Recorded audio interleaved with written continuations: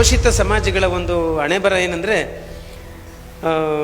ಇವ್ರಿಗೆ ಚರ್ಮ ದಪ್ಪ, ಹಾಗಾಗಿ ಅಷ್ಟು ಬೇಗ ಇವ್ರಿಗೆ ಮುಟ್ಟೋದು ಅಥವಾ ಮಾಹಿತಿ ತಲುಪಿಸೋದು ತುಂಬ ಕಷ್ಟ ಇದೆ.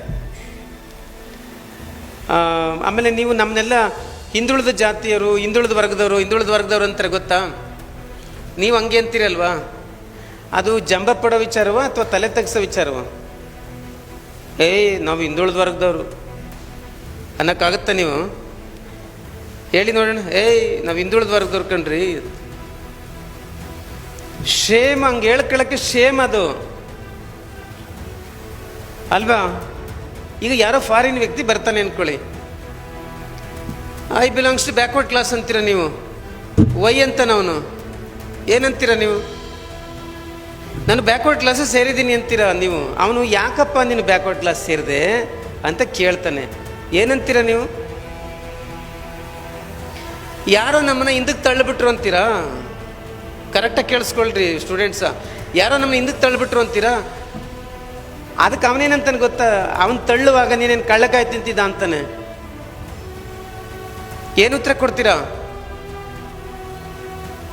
ಅಲ್ವೇನ್ರು? ಅರ್ಥ ಆಗ್ತಾ ಇದ್ದೀನಿ ನಿಮಗೆ?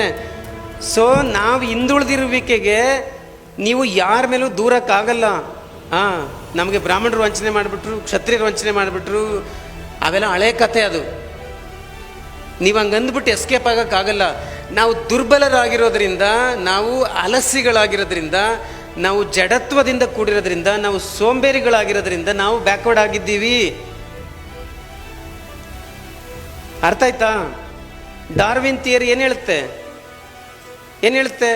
ಈ ಭೂಮಿ ಮೇಲೆ ಸರ್ವೈವ್ ಆಗೋ ಜೀವಿ ಯಾವುದು ಅಂದರೆ, ಯಾವುದು ಫಿಟ್ ಅದೇ ಸರ್ವೈವ್ ಆಗೋದು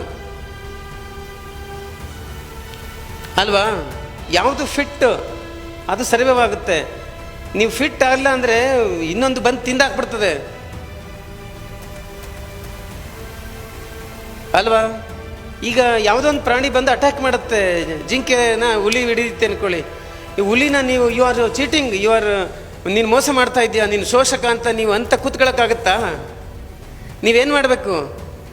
ಒಂದು ಅದನ್ನು ಒಡೆದೋಡಿಸ್ಬೇಕು, ಇಲ್ಲ ತಪ್ಸ್ಕೊಂಡು ಹೋಗ್ಬೇಕು. ನೀವು ಉಳಿತೀರ. ಆಗ ನೀನು ಶೋಷಣೆ ಮಾಡ್ತಿದ್ದಿ ಅಂದರೆ ಹೌದು, ಅವನು ಶೋಷಣೆ ಮಾಡೋಕ್ಕೆ ಇರೋದು, ಭೂಮಿ ಮೇಲೆ ಇರೋದೇ ಹಂಗೆ ಅಲ್ವಾ? ನಿಮಗೆಲ್ಲ ಸೈನ್ಸ್ ಗೊತ್ತಲ್ವಾ? ಸೈನ್ಸ್ ಗೊತ್ತಿದೆ. ಈಗ ನಮ್ಮ ಸುತ್ತಮುತ್ತ ಗಾಳಿ ಇದೆಯಲ್ಲ, ಈ ಗಾಳಿಲೆಲ್ಲ ಕೋಟ್ಯಾನು ಕೋಟಿ ಜೀವಿಗಳಿವೆ. ನೀವು ಸೂಕ್ಷ್ಮ ದರ್ಶಕ ಇಟ್ಕೊಂಡು ನೋಡಿದ್ರೆ ಗೊತ್ತಾಗ್ಬಿಡುತ್ತೆ ಸುತ್ತ. ಅವೆಲ್ಲ ನಮ್ಮ ದೇಹದ ಮೇಲೆ ಪ್ರತಿ ಕ್ಷಣ ಅಟ್ಯಾಕ್ ಮಾಡ್ತವೆ. ಅವು ಕಿವಿಲಿ ನುಗ್ತವೆ, ಕಣ್ಣಲ್ಲಿ ನುಗ್ತವೆ, ಮೂಗಲ್ಲಿ ನುಗ್ತವೆ, ಎಲ್ಲ ಕಡೆನೂ ನಿಮ್ಮ ಬಾಡಿ ಎಂಟ್ರಿ ಆಗ್ತಾನೆ ಇರ್ತವೆ. ಅವು ಗೊತ್ತಾ? ಬಾಡಿಗೆ ಎಂಟ್ರಿ ಆದಾಗ ನಮ್ಮ ದೇಹದ ಬ್ಲಡ್ಡಲ್ಲಿ ಒಂದು ರೆಸಿಸ್ಟೆನ್ಸ್ ಪವರ್ ಇದೆ, ರೋಗ ನಿರೋಧಕ ಶಕ್ತಿ ಇದೆ. ಗೊತ್ತೋ? ಅದೊಂದು ಪಡೆ, ಸೈನಿಕರ ಪಡೆ. ಅದೇನು ಮಾಡುತ್ತೆ ಗೊತ್ತಾ? ಯಾವ್ದಾರ ಜೀವಿ ಬಂದಾಗ ಅಟ್ಯಾಕ್ ಮಾಡಿ ಅಲ್ಲೇ ಕೊಂದಾಕತ್ತೆ ಅದನ್ನು. ಇದು ಪ್ರತಿ ಕ್ಷಣನೂ ನಡೀತಾ ಇದೆ, ನಿಮ್ಮ ಬಾಡಿಯಲ್ಲೇ ನಡೀತಾ ಇದೆ. ಯಾವಾಗ ನಿಮ್ಮ ದೇಹದಲ್ಲಿರೋ ರೋಗ ನಿರೋಧಕ ಶಕ್ತಿ ಅದನ್ನ ಕೊಲ್ಲಕ್ಕಾಗಲ್ಲ, ನೀವು ಹುಷಾರು ತಪ್ತೀರಾಗ ಅದು ಡಾಮಿನೆಂಟ್ ಆಗುತ್ತೆ ಹೊರಗಿಂದು ಅಲ್ವಾ? ನಾನು ಯಾಕೆ ಉದಾಹರಣೆ ಕೊಟ್ಟೆ ಅಂದರೆ, ಸೊ ಭೂಮಿ ಮೇಲೆ ಆ ಥರ ಇದೆ, ಬಲವಾದ್ದು ದುರ್ಬಲವಾದನ್ನು ತಿನ್ನುವಂಥ ಒಂದು ನಿಯಮನೇ ಇದೆ ಭೂಮಿಯಲ್ಲಿ. ಹಿಂಗಿರುವಾಗ ನಾವು ದುರ್ಬಲರು, ನಾವು ಹಿಂದುಳಿದ ಜಾತಿಗಳು, ನಾವು ದಲಿತರು ಅಂತ ಎಷ್ಟು ದಿನ ಯಾರ ಮುಂದೆ ಹೇಳ್ತೀರಾ? ನೀವು ಯಾರ ಮುಂದೆ ಹೇಳ್ತೀರಾ? ಎಷ್ಟು ದಿನ ಹೇಳ್ತೀರಾ? ಸಾಕದು, ಇನ್ಮೇಲೆ ಅದನ್ನ ಹೇಳೋ ಅವಶ್ಯಕತೆ ಇಲ್ಲ. ಹಂಗಂತ ಸುಮ್ಮನೆ ಕೂತ್ಕೊಳ್ಳೋಕ್ಕಾಗಲ್ಲ. ಈಗ ನೀವು ಅವ್ರನ್ನ ಮೀರಿಸಿ ಬೆಳಿಬೇಕು. ಈಗ ನೀವು ಅವ್ರನ್ನ ಮೀರಿಸಿ ಬೆಳಿಬೇಕು. ಸೊ ಬ್ರಾಹ್ಮಣರ ಮಕ್ಕಳು ಅವ್ರು ಡ್ಯೂಟಿ ಮಾಡ್ತಾ ಇದ್ದಾರೆ, ನೀವು ನೆಟ್ಟಿಗೆ ನಿಮ್ಮ ಡ್ಯೂಟಿ ಮಾಡಿ. ಮಾಡಿ ನಿಮ್ಮ ಡ್ಯೂಟಿನ ಕರೆಕ್ಟಾಗಿ. ಈಗ ಅವನು ಓದ್ತಾ ಇದ್ದಾನೆ ಅಂತ ಹೊಟ್ಟೆ ಕಿಚ್ಬಿಡೋಕ್ಕಾಗತ್ತಾ?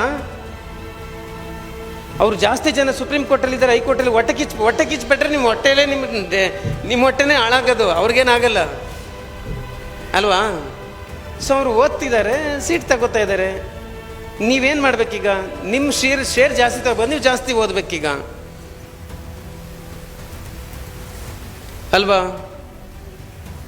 ಅದಕ್ಕೆ ದಯವಿಟ್ಟು ನಿಮ್ಮ ಮೇಲೆ ನೀವು ಯಾವಾಗಲೂ ಕೂಡ ನಮ್ಮನ್ನು ಅವ್ರು ಶೋಷಣೆ ಮಾಡಿದ್ರು, ಇವ್ರು ಶೋಷಣೆ ಮಾಡಿದ್ರು ಅಂತ ನೀವು ಹೇಳ್ತಾ ಇದ್ದಷ್ಟು ಐ ಆಮ್ ಸೋ ವೀಕ್, ನಾನು ವೀಕ್ ಅಂತ ಇಂಡೈರೆಕ್ಟ್ ಮೆಸೇಜ್ ಕೊಡ್ತಾ ಹೋಗ್ತೀರ ನೀವು.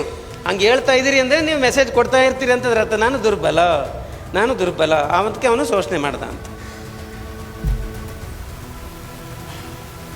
ಅದಕ್ಕೆ ಅದನ್ನು ಸ್ಟಾಪ್ ಮಾಡಿ ನಾವು ನಮ್ಮ ಶಕ್ತಿ ಸಾಮರ್ಥ್ಯಗಳನ್ನು ದಿನೇ ಹೆಚ್ಚು ಮಾಡ್ಕೋಬೇಕು. 2 ಗಂಟೆ ಓದ್ತಾ ಇರೋರು ಇನ್ನು ಅರ್ಧ ಗಂಟೆ ಹೆಂಗೆ ಓದೋದು ಹೆಚ್ಚು ಅಂತ ಅರ್ಧ ಗಂಟೆ ಹೆಚ್ಚು ಮಾಡ್ಕೋಬೇಕು. 2.5 ಗಂಟೆ ಓದ್ತೀರಿ 3 ಗಂಟೆ ಓದೋದು ಹೆಂಗೆ ಅಂತ ಹೆಚ್ಚು ಮಾಡ್ಕೋಬೇಕು. ಆ ಥರ ಮಾಡಬೇಕು. ಮಾಡ್ತೀರಾ?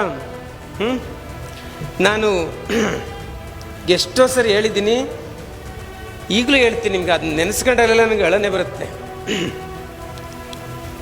ಅದನ್ನು ನೆನೆಸ್ಕೊಳ್ಳುವಾಗಲೆಲ್ಲ ಬಾಬಾ ಸಾಹೇಬ್ ಅಂಬೇಡ್ಕರ್ ಅವರು ಫಾರಿನ್ ಯೂನಿವರ್ಸಿಟಿಯಲ್ಲಿ ಓದುವಾಗ ಕೇಳ್ರಿ, ಅವ್ರಿಗೆ 18, 19, 20, 21 ಆ ಏಜ್ ಅದು. ಆ ಏಜಲ್ಲಿ ಅವರ ಸಹಪಾಠಿಗಳೆಲ್ಲ ಬೀದಿಲಿ ಫಾರಿನಲ್ಲಿ ಸುತ್ತಕೊಂಡು ಎಂಜಾಯ್ ಮಾಡುವಾಗ ಬಾಬಾ ಸಾಹೇಬ್ ಅಂಬೇಡ್ಕರ್ ಅವರು 8 ಗಂಟೆ 10 ಗಂಟೆ ಓದ್ತಿದ್ರಲ್ಲ.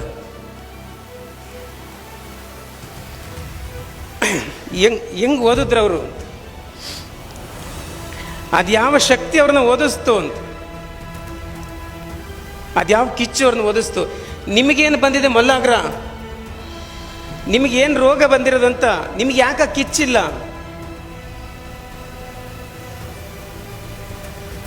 ಆ ಕಿಚ್ಚು ನಿಮ್ಗೆ ಯಾಕಿಲ್ಲ ಅಂತ ಅಲ್ವಾ? Be careful. ನೀವು ಓದ್ಬೇಕು, ಚೆನ್ನಾಗಿ ಓದ್ಬೇಕು. ಅದೊಂದು ಏಜ್ ಅಷ್ಟೇ. ನೀವು ಒಂದು 5-6 ವರ್ಷ ಕಂಡ್ರು ಅಷ್ಟೇ. ಒಂದು 5-6 ವರ್ಷ ನೀವು ರಿಸ್ಕ್ ತಗೋಬೇಕಷ್ಟೇ.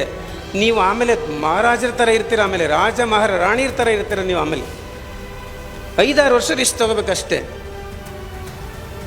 ಆಮೇಲೆ ನಿಮಗೆ ನಿಮ್ಮ ಲೈಫ್ ತುಂಬ ಚೆನ್ನಾಗಿರುತ್ತೆ. ಗೊತ್ತಾಯ್ತಾ? ವಿಶ್ವ ಪ್ಲಸ್, ಜನಹಿತಕ್ಕಿದು ಜ್ಞಾನದ ಜಾಲ.